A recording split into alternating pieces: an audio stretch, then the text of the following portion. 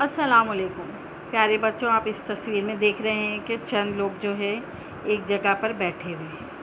جب کچھ لوگ کسی جگہ بیٹھ کر کسی معاملے یا روزمرہ کی بات کریں تو لوگوں کا وہ اجتماع مجلس یا محفل کہلاتا ہے۔ محفل یا مجلس جو ہے کسی خاص مقصد کے لیے بھی منعقد ہو سکتی ہے یا کسی عام مقصد کے لیے بھی۔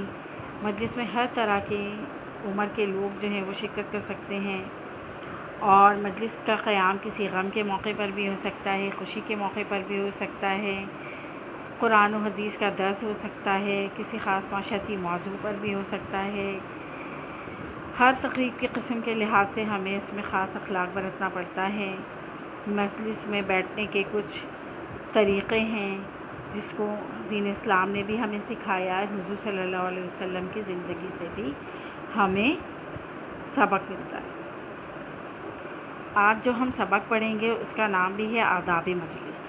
آپ کی درسی کتاب کے صفحہ نمبر 75 پہ موجود ہے یہ سبق۔ پیارے بچوں، جب آپ کسی مجلس میں جائیں تو آپ اول تو وقت پر جائیں تاکہ مجلس جو ہے وہ وقت پر شروع ہو اور طے شدہ پروگرام کے مطابق ہو جائے اور جو ہے وقت پر ختم بھی ہو جائے۔ دیر سے مجلس میں جانے کی عادت جو ہے وہ اچھی بات نہیں ہے، بد تہذیبی کہلاتی ہے۔ آپ جب بھی نماز پڑھنے کے لیے مسجد میں جائیں تو جہاں جگہ ملے وہیں بیٹھ جائیں، خاموشی ادب سے بیٹھ جائیں، لوگوں کے کندھوں سے پھلانگتے ہوئے نہ گزریں۔ اور جب کسی مجلس میں جائیں آپ تو اگر کوئی شخص اپنی جگہ سے اٹھ کر چلا گیا ہے تو خود اس کی جگہ پر نہ بیٹھیں، کیونکہ وہ کسی کام سے اٹھ کر گیا ہے اور آپ کو معلوم ہے کہ وہ ابھی آئے گا، تو ایسی صورت میں اس کی جگہ پر نہ بیٹھیں۔ اگر دو شخص پاس بیٹھ کر باتیں کر رہے ہیں تو ان کے درمیان نہ جا کر بیٹھیں جب تک کہ وہ آپ کو خود نہ بلا لیں۔ اگر مجلس میں آپ کو جمائی آ جائے یا چھینک آ جائے تو ہاتھ رکھیں اپنے منہ پر یا جو ہے کوئی کپڑے سے اس کو ڈھانکیں۔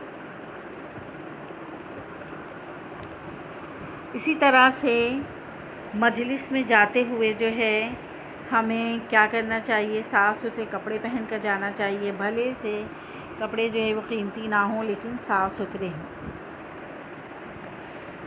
زور زور آواز میں باتیں نہیں کریں، جلدی جلدی جملے ادا نہ کریں، کیونکہ آپ کو پتہ ہے کہ ہمارے نبی کریم صلی اللہ علیہ وآلہ وسلم جب بھی کسی مجلس میں جاتے تھے اور وہاں پر موجود ہوتے تھے تو جب آپ بات کرتے تھے تو نرم لہجے میں اور دھیمی آواز میں گفتگو فرماتے تھے، نہ تو بہت زوردار آواز میں باتیں کرتے تھے، نہ ہی جلدی جلدی جملے ادا کرتے تھے۔ جب کوئی دوسرا فرد بات کر رہا تھا تو اپنا چہرہ اس کی طرف کر لیتے تھے، پوری توجہ سے اس کی بات سنتے تھے، پھر بات کا جواب اس انداز میں دیتے تھے کہ آپ صلی اللہ علیہ وآلہ وسلم کا کہا ہوا ایک ایک لفظ واضح ہوتا تھا اور بات سننے والے کی سمجھ میں آ جاتا تھا۔ جب آپ کسی محفل میں جائیں تو پھر بات تو کریں، لیکن آپ کو بھی چاہیے کہ آپ کے الفاظ عمدہ ہوں، لہجہ نرم ہو، تاکہ لوگ خود بخود سمجھ جائیں کہ ہم جس سے مخاطب ہیں وہ مہذب اور بااخلاق ہے۔ گھر ہو یا مجلس، بات چیت کرتے ہوئے بڑوں کا ادب اور چھوٹوں کا لحاظ کریں اور کوئی ایسی بات نہ کہیں جو آداب محفل کے خلاف ہو۔ ہمارے نبی صلی اللہ علیہ وآلہ وسلم نے فرمایا ہے کہ جو شخص اپنی زبان کو قابو میں رکھے گا وہ جنت میں جائے گا۔